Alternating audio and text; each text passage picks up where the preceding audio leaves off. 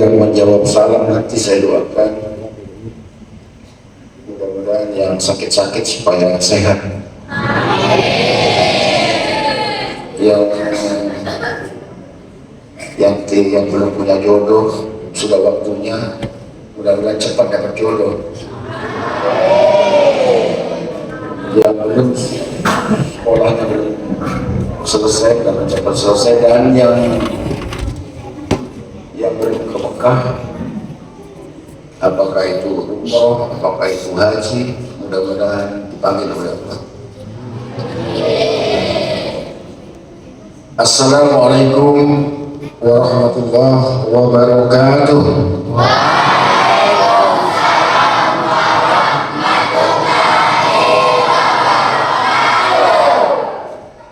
Alhamdulillahilladzi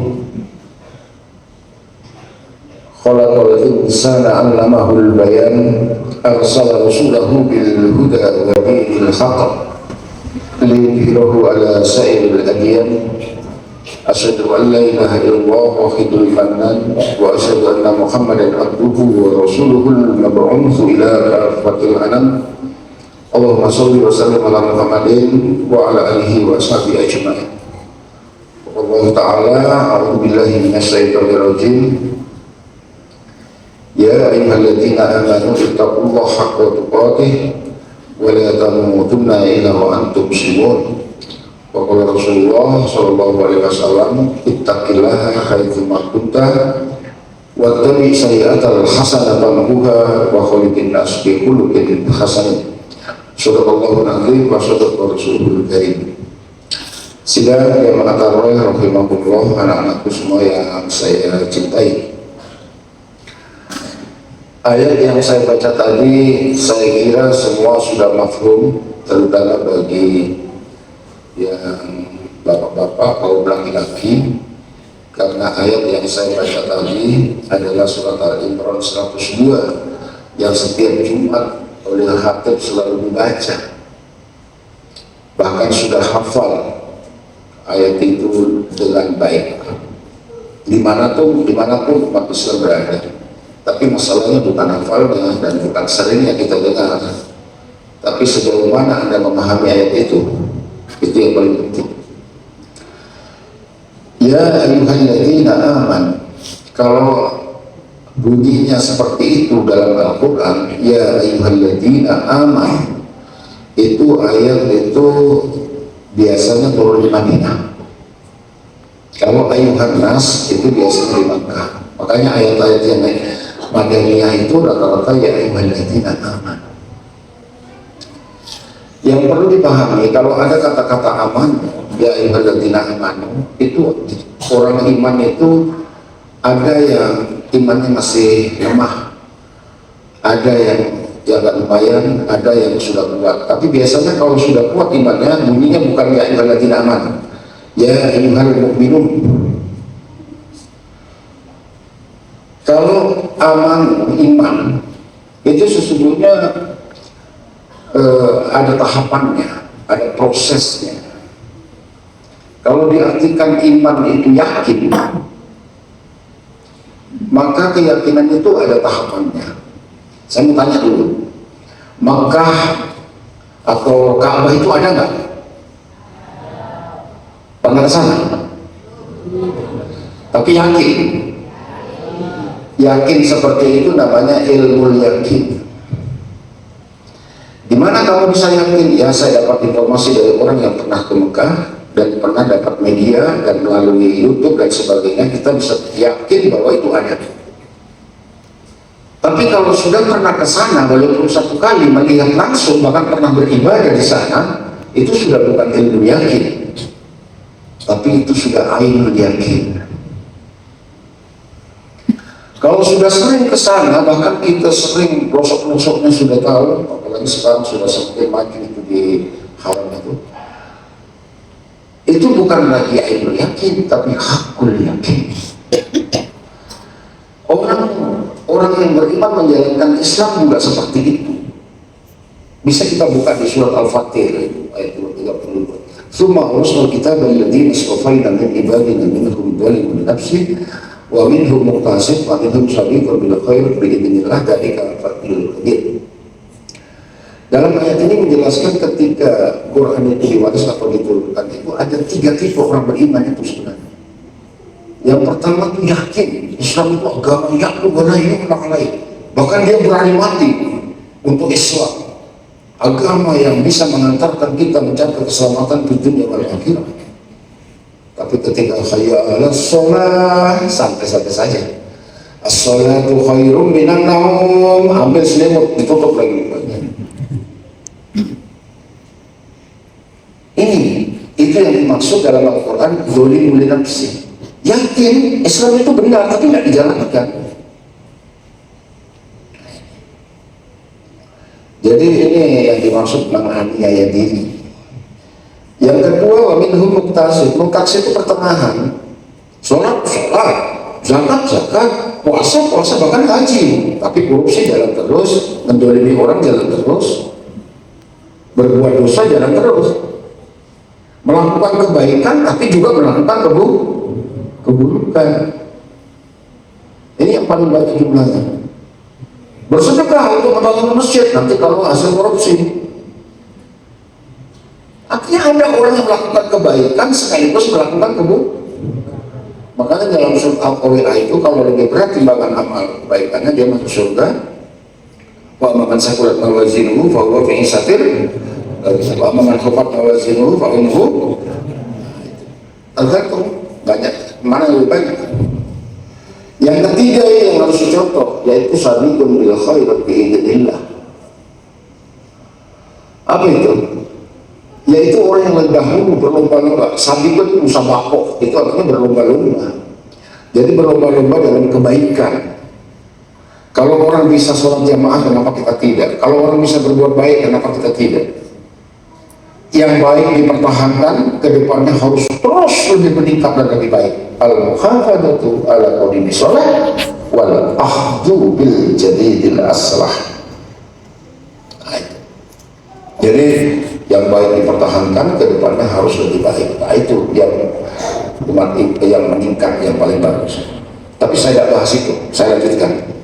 Ya ayyuhalladzina amanu, apa lanjutannya? Ittaqullah.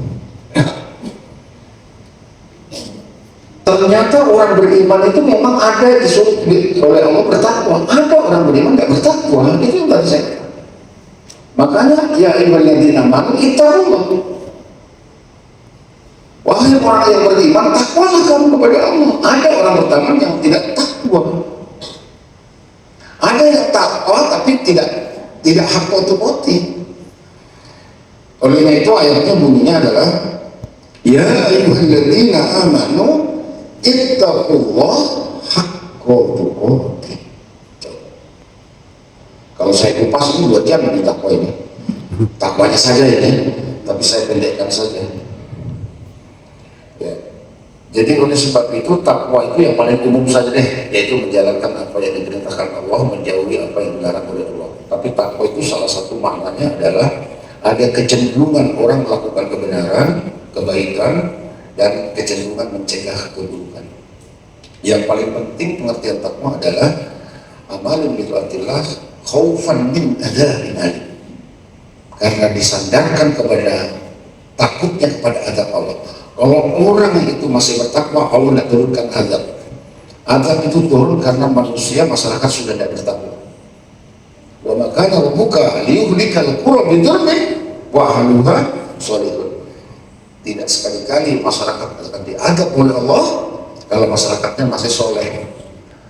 Tapi wa ma kana rabbuka muhlikil qura, sekali-kali Allah tidak akan melenyapkan, tidak akan memberikan azab kepada masyarakat illa kecuali wa ahluha dolimun, kecuali masyarakatnya adalah berbuat dolim. Jadi takwa sasarannya adalah khaufan min adzabin alim. Apa itu? Kita berpuasa kan tujuannya takwa, ya kan? Supaya apa? Terhindar dari azab, bencana, khaufan karena takutnya kepada azab Allah. Baiklah. Hak kote-kote itu biasa diartikan dengan sungguh-sungguh. Tapi sebenarnya bukan itu. Ya sungguh-sungguh, apa maksud sungguh-sungguh?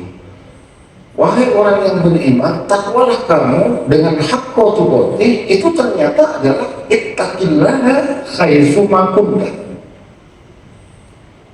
Yang dimaksud hakko tuqatih itu ternyata adalah ittaqillaha haitsu ma kunta. Takwa itu terus menerus. Kapan saja, di mana saja kamu berada, haitsu ma kunta. Kenapa Allah menyuruh begitu? Kaitannya dengan kematian. Wala tamutunna illa wa antum muslimun. Kematian itu terus menerus. Kapan saja, di mana saja kita berada. Orang mati tidak harus di masjid, di pasar, di kendaraan, di pesawat, tenggelam. Tidak harus sakit dulu. Makanya hati-hati itu, takwa itu di mana saja. Jangan takwa di masjid, di luar masjid, takwa. Kalau matinya di masjid bagus, kalau di luar masjid. Takwa itu jangan hanya di bulan Ramadan. Selesai Ramadan tidak takwa. Kalau matinya Ramadan bagus, kalau di luar Ramadan. Makanya mati muslimun itu mati dalam keadaan takwa. Muslimun itu apa sih artinya? Muslimun itu dari kata al-istisna. Muslimun itu isim maf'ul ya. Jadi kalau saya lebih suka menggunakan bukan dari salama, salim atau salimah, tapi saya lebih suka menggunakan al-islam. Al-Islam huwa al-istislamu lillah bitauhid wal inqiyadu lahu bita'ati wal bara'ati minasyarki wa ahlihi. Itu definisinya. Jadi Islam itu adalah berserah diri kepada Allah, al-istislamu lillah, berserah diri kepada Allah, bitauhid, dengan dasar tauhid. Inqiyad, tunduk. Tunduk itu ketika Allah memerintahkan, ya sudah, sami'na wa ata'na, bukan sami'na wa asoina. Misalnya, sholat, ya sholat, aqim sholat, ya sholat. Jangan ada pertanyaan begini, kenapa kita sholat? Sama itu pertanyaannya. Pertanyaan yang betul, bagaimana cara sholat yang benar? Kenapa bayar zakat? Kamu muslim kan? Kalau Islam ya harus bayar zakat. Gitu. Pertanyaannya salah, diganti. Bagaimana? Berapa saya keluarkan zakat dengan sekian harta saya, besoknya berapa? Nah, kemudian itu yang ditanyakan salah. Jadi ketika tunduk, itu namanya al-inqiyad. Bitoah. Menjalankan apa yang diperintahkan Allah, menjauhi apa yang dilarang oleh Allah. Yang terakhir yang paling penting, wal bara'ati minasyarki wa ahlihi, menjauhkan diri dari syirik dan orang-orang yang berlaku syirik. Jadi berat juga jadi muslimun ya. Iya memang. Tidak hanya bersahadat, kemudian Islam sudah selesai nih. Tidak. Berserah diri dengan dasar tauhid. Ya. Tauhid itu dari kata wahada yuwahidu, menjadikan Allah saja sebagai Tuhannya. Inqiyad, tunduk, taat, kemudian terakhir wal bara'ati minasyark, menjauhkan diri dari syirik. Baiklah, saya akan jelaskan ini materi inti saya. Saya belum ceramah ini, baru ceramah. Jadi inti subuh selesai. Hadirin sekalian, anak-anak yang saya cintai, kita sebagai seorang muslim, saya sudah katakan, berarti orang yang berserah diri. Makanya mati dalam keadaan muslim, mati dalam keadaan husnul khotimah, baik pada akhirnya. Kalau pada saat taat itu namanya husnul. Husnul itu baik. Khotimah itu artinya penutup. Jadi khotamah, misalnya khotamah nabiyyin, penutup. Jadi husnul khotimah berarti mati baik pada akhirnya. Kalau suul khotimah jelek pada akhirnya, karena sementara mencuri ditembak mati, atau berkelahi, atau mati di atas perutnya, istrinya. Nah, itu bisa saja itu suul. Saya lanjutkan. Seorang muslim itu harus punya kepribadian. Banyak sekarang ini mengaku Muslim, namanya ini, agamanya Islam, kepribadiannya bukan Islam. Nggak nampak sekali tanda-tanda Islamnya. Cara-caranya, perbuatannya, tingkah lakunya, akhlaknya nggak beres. Bukan akhlak Islam, tapi mengaku Islam. Makanya perlu pembentukan kepribadian Muslim. Pembentukan kepribadian Muslim itu istilah agamanya adalah takwin sahsiyah al-islamiyah. Apa? Takwin sahsiyah al-islamiyah. Jadi perlu kita membentuk metode yang paling bagus dalam pembentukan kepribadian, yaitu pembiasaan. Jadi kita harus membiasakan perkataan yang baik, perbuatan yang baik secara terus-menerus, karena kebiasaan yang dilakukan secara terus-menerus itu akan menjadi tabiat yang konstan, tabiat yang tetap. Makanya merubah kebiasaan itu dengan pembiasaan. Kok kira gampang merubah kebiasaan? Kebiasaan tidak baik menjadi baik. Perlu waktu pembiasaan. Jadi metode kepribadian itu dengan kebiasaan. Yang kedua, dengan adanya mendekati keteladanan, mencontohkan, adanya perlunya ada figur-figur teladan. Kalau kita kumpul kepada orang-orang yang bagus, kita akan ikut bagus, karena ada keteladanan yang dilihat. Kemudian yang ketiga, milih lingkungan, harus mencari lingkungan yang bagus. Makanya Nabi Ibrahim bawa anaknya pergi. Jadi Nabi Ibrahim bawa pergi ke lingkungan yang bagus, penyembah berhala.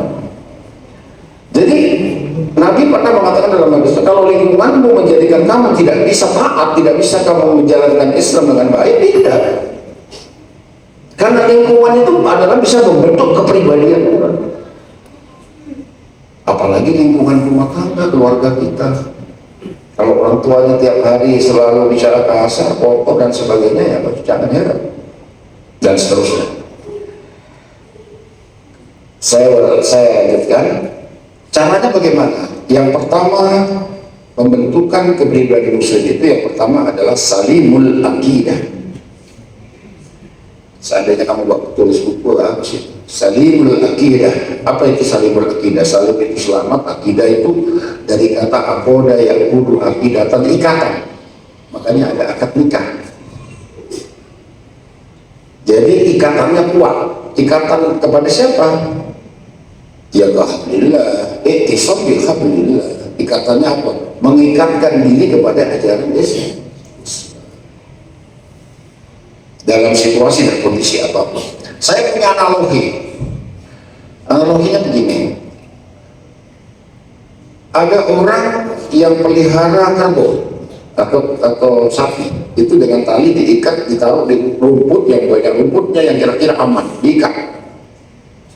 Ketika talinya itu putus atau melepas talinya itu, bisa membahayakan kerbau itu, bahkan bisa membahayakan tanaman lain.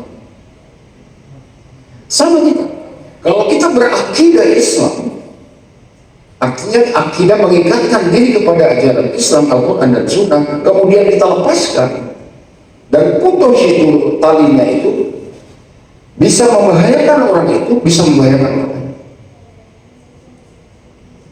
Makanya i'tisam bihabli wa'tasimu bihablillahi jami'an, kemudian wala tafarraqu. Itu yang pertama. Yang kedua, karena waktunya tidak banyak, saya ingin bicara 2 jam, tapi nanti ngantuk ya. Yang kedua, apa yang harus dibina dalam diri kita? Yaitu yang kedua adalah sahihul ibadah.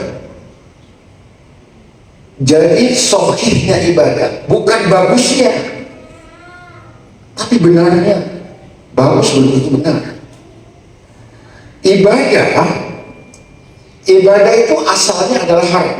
Al aslu fil ibadah at-tahrim wal butlan illa ma ja'a bihi dalil ala awamiri.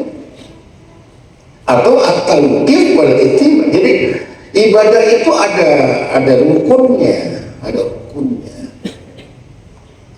Rukunnya yang pertama adalah dikatakan ibadah itu yang pertama harus karena Allah. Yang kedua, dikatakan ibadah, orang itu ibadah, itu dia melakukan sesuatu sekitar apa yang diperintahkan oleh Allah. Yang ketiga, orang yang ibadah itu tidak berani menetapkan sesuatu kecuali yang diizinkan oleh Allah. Itu ibadah. Jadi ibadah itu rukunnya sebenarnya itu. Jadi yang pertama adalah melakukan sesuatu yang diperintahkan. Dan yang kedua adalah ikhlas karena Allah. Ikhlas tapi tidak sesuai, tidak bisa. Saya mencuri ikhlas karena Allah, bukan ibadah. Walaupun ikhlas, saya ikhlas kok mencuri, betul ikhlas, tidak bisa. Sholat tapi bukan karena Allah, bukan ibadah. Jadi syaratnya itu tadi sesuai dengan tuntunan harus karena Allah, atau melakukan sesuatu yang diizinkan oleh Allah. Jangan melakukan sesuatu yang tidak diizinkan oleh Allah. Hadirin sekalian rahimakumullah. Jadi shahihul ibadah kita itu harus sahih, harus benar. Yang diminta oleh Allah itu kan bukan ahsanu amalan. Apa yang diminta? Ahsanu amalan. Bukan banyaknya amal, tetapi ahsan itu lebih baik. Artinya apa? Kualitas amal yang diminta oleh Allah. Apa itu syaratnya kualitas amal? Sesuai dengan tuntunan. Ada contoh dari Nabi, ikhlas karena Allah. Itu baru disebut ahsanu amalan. Walaqul mauta wal hayata liyabluwakum ayyukum ahsanu. Jadi Allah melihat orang jual semangka saja di Jawa itu, kenapa dibuang-buang itu Pak? Banyak sekali buahnya dibuang, yang ditinggal cuma sedikit karena kualitas kecil. Biar banyak kalau murah harganya. Iya, orang-orang di luar negeri lebih dipilih-pilih yang bagus-bagus, tapi masuknya ke supermarket. Tapi yang banyak tapi tidak bagus kualitasnya di pasar juga. Ayo. Shahihul ibadah. Yang ketiga, matinul khuluq. Kuatnya akhlak, khuluq. Kalau bilang akhlak itu jamak ya. Kalau khuluq itu akhlak. Kenapa menggunakan kata akhlak? Innama bu'itsu liutammima makarimal akhlaq. Aku diutus untuk menyempurnakan akhlak. Karena akhlak itu jamak, jadi berhubungan. Akhlak itu dibutuhkan karena berhubungan. Manusia itu berhubungan dengan Tuhan, berhubungan dengan sesama, berhubungan dengan makhluk lain, termasuk dengan tumbuh-tumbuhan dan hewan. Maka perlu akhlak. Makanya menggunakan kata akhlak. Akhlak itu jamak dari kata khuluq. Jadi hadirin sekalian, anak-anakku, kuat akhlaknya. Kita beragama, tujuan akhir itu adalah akhlak. Tujuan akhir itu akhlak. Ya. Makanya kalau kita baca surat Al-Hasr ayat Al-Hasr 30, Al-Hasr itu dia yang akidah itu menegakkan adil itu adalah menurut Mahmud Shaltut itu dua, akidah syariah, ibadah syariah. Tapi karena hadis mengatakan akhlak, maka ihsan. Jadi iman, Islam, ihsan. Jadi iman dan takwa itu tujuannya adalah ihsan. Jangan mengaku hebat agamamu kalau akhlaknya nggak bagus. Agama yang disuruh oleh Allah itu semuanya larinya ke situ. Sholat, parameternya apa sholat? Sholat mencegah perbuatan keji dan mungkar. Bukan hanya itu, tapi banyak. Puasa parameternya mengendalikan hawa nafsu. Akhlak, empati, suka menolong, suka membawa itu puasa.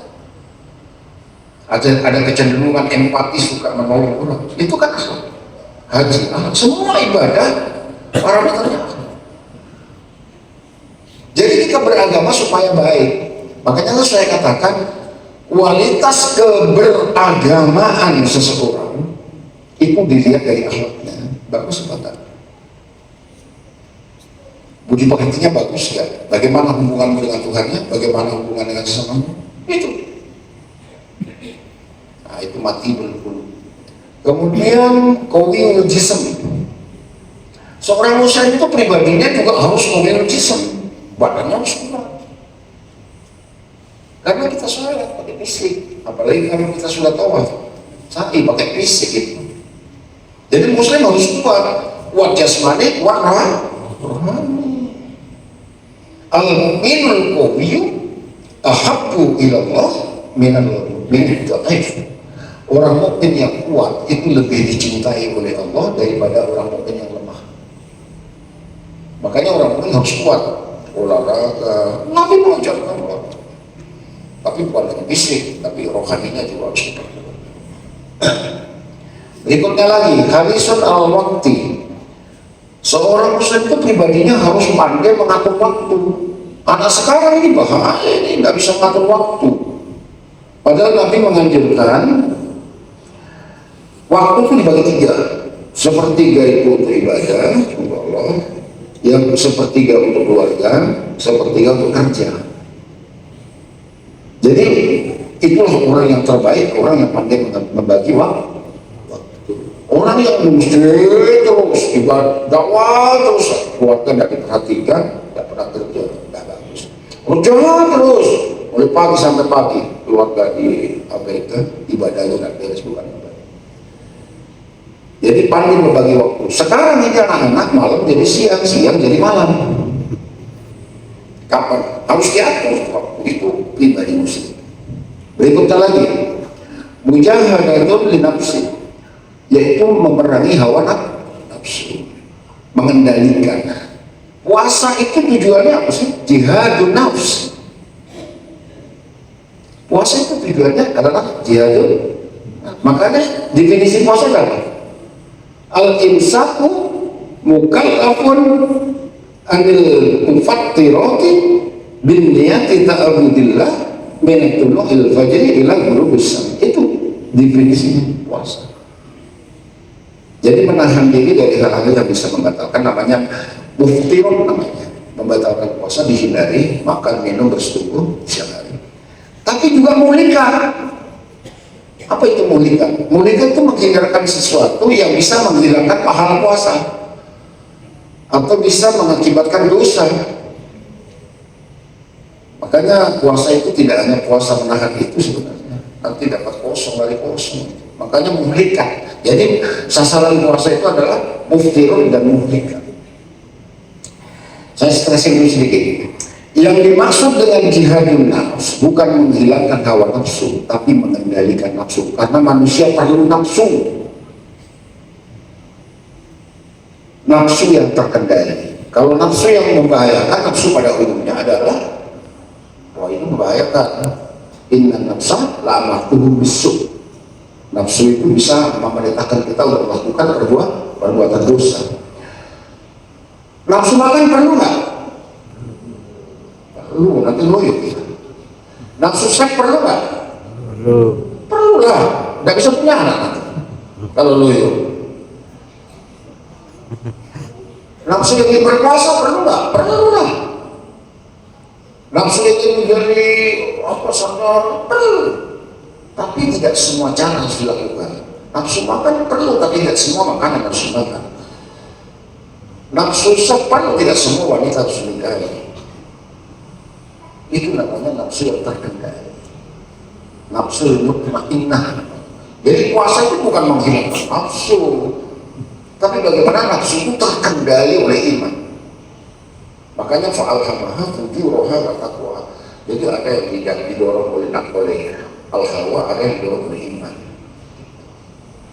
Baik, saya lanjutkan.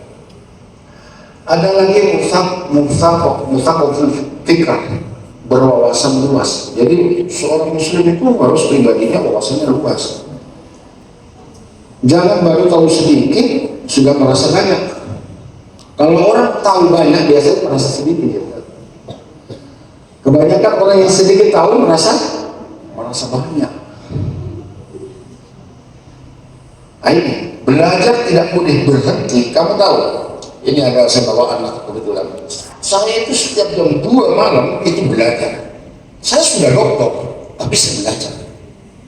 Satu hari tidak belajar, rugi sekali bagi saya.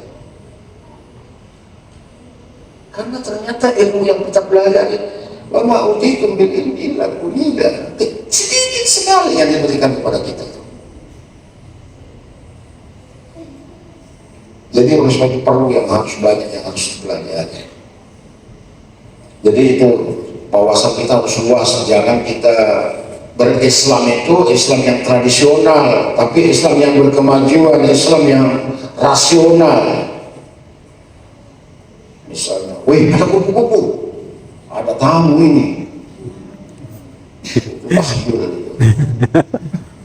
Ini saya penyakit, jangan macam-macam. Kalau saya kumpul ini, kamu kalau nggak kuburan ini kan karena ada anunya di sini, ada kekuatannya.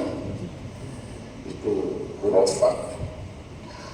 Jadi dinamisme, animisme. Jadi itu kepercayaan tradisional, berpikir tradisional. Dulu fenomena ini pernah berkembang di Indonesia. Masih ingat fenomena Ponari? Ponari itu anak kecil yang dapat batu dari langit katanya. Saya percaya hal-hal yang seperti itu tidak rasional sekali. Islam itu agama yang rasional. Nah ini. Jadi oleh sebab itu wawasan kita harus luas. Orang yang wawasannya luas, semakin tinggi wawasannya, tidak mudah menyalahkan orang. Biasanya kalau orang, oh kamu Tuhan masuk neraka kok, kamu salah, kamu sesat. Yang bisa menyesatkan cuma Allah. Kamu tidak ada hak menyesatkan orang.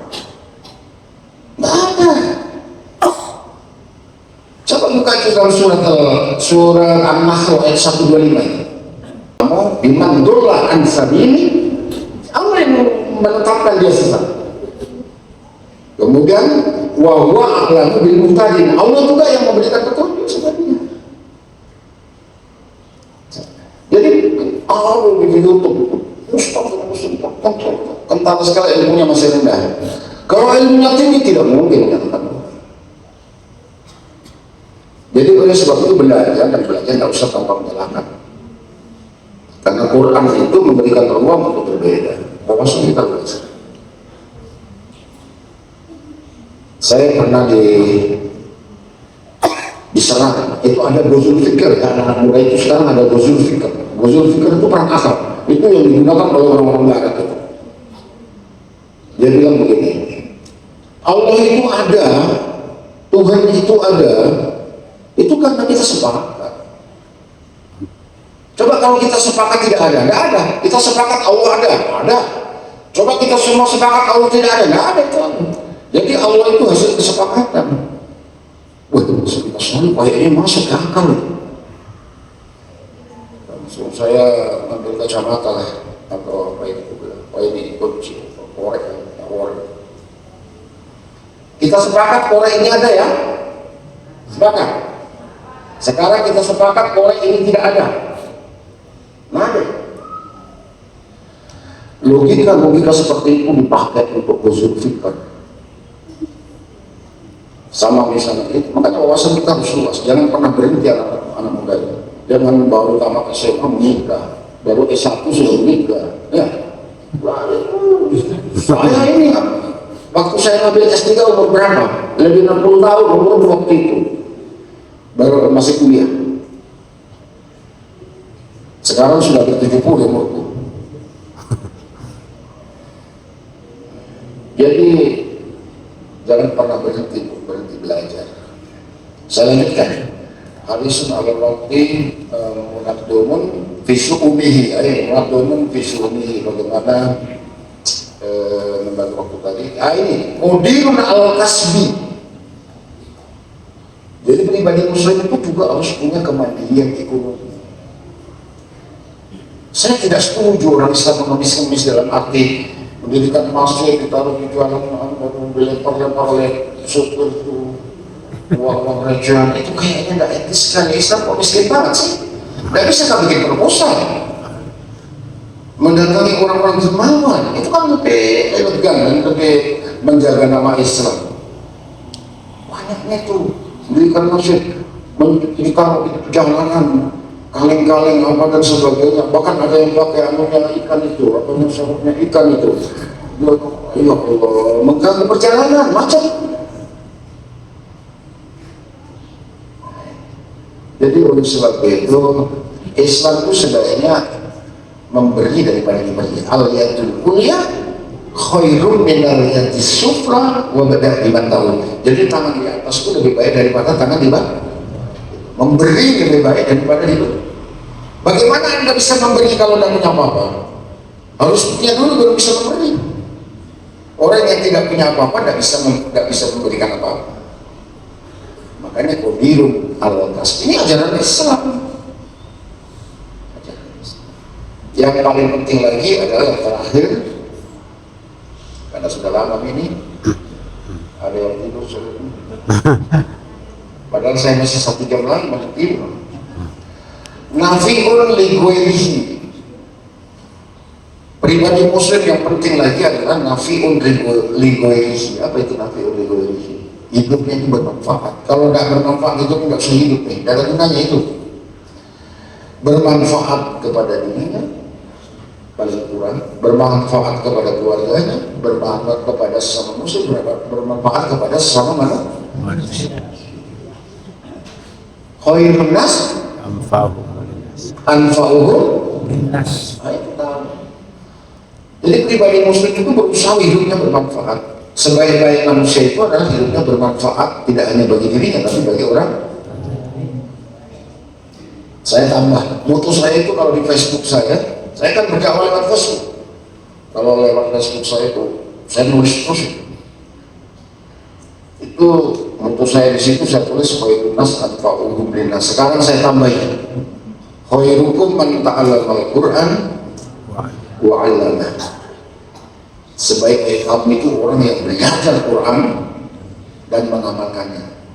Kenapa itu mendorong saya? Begini, banyak sekarang ini orang-orang Barat, terutama Rusia, itu masuk Islam berbondong-bondong. Inggris berbondong-bondong. Saya dengar berita selentingan, katanya Raja Inggris juga masuk Islam.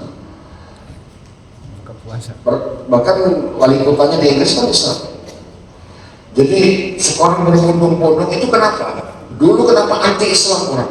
Karena dulu melihat Islam itu, melihat agama Islam, melihat pelakunya, melihat pengikutnya. Itu kesalahan besar. Kalau ingin lihat agama, jangan lihat pengikutnya. Orang mengaku Islam, tapi tidak semua, banyak perampok Islam, masuk ke penjara orang Islam semua.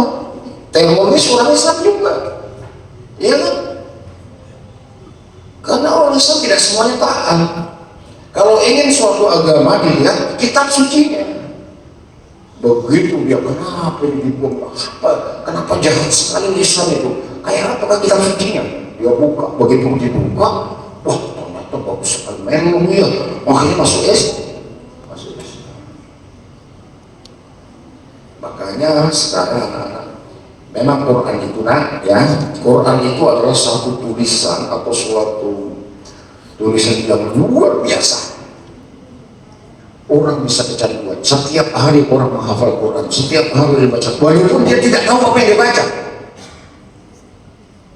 Coba saya kata anak-anak baca panjang-panjang apa saya hafal apa yang dia hafal semua, tapi tidak tahu. Tapi kenapa diulang lagi? Itu kehebatan Quran. Karena membaca pahala, ada pahalanya biasa guru. Yang diguru cuma pahala. Sayang hanya pahala itu yang diguru. Padahal Quran itu bisa menjadi petunjuk. Inna hadzal Quran yahdi lillati hiya aqwam wa yubasyshiru bil ladzina ya'maluna sholihati anna lahum ajran kabira. Jadi Quran itu bisa menjadi petunjuk kalau dipahami.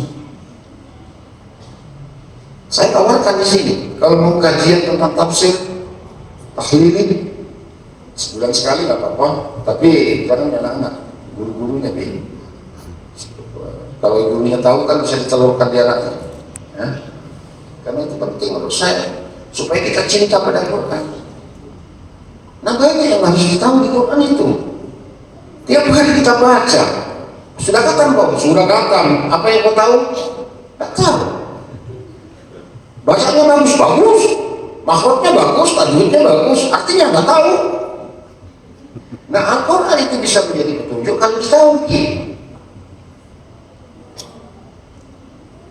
Nah, itu kelemahannya. Makanya saya sekarang dakwah itu kajian. Ini kan kajian saya surat apa tadi? Al-Imran ayat 100, panjangnya luar biasa. Mudah-mudahan ada manfaatnya. Jadi itulah mencakup takwin sahsiah al-Islamiyah. Apa tadi itu anak-anakku ada ini ya? Salimul akidah, Sohihul ibadah, Matinul khuluq, Qawiyul jism, Harisun al-waqti, Mujahadun nafsi, Qadirun al-kasbi, ya. Kemudian itu nafiun lingkungan, semuanya itu adalah itu pribadi Islam dari Muslim. Mudah-mudahan dengan manfaatnya. Saya minta maaf, saya langsung pulang. Saya sholatnya dari 3 malam sudah terbiasa, baik di Ramadan. Kalau di bulan Ramadan namanya Qiyam Ramadan atau Tarawih, tapi kalau di bulan biasa namanya sholatul lail. Sama saja, jumlah rakaatnya juga sama. Jadi saya kira itu. Assalamualaikum warahmatullahi wabarakatuh.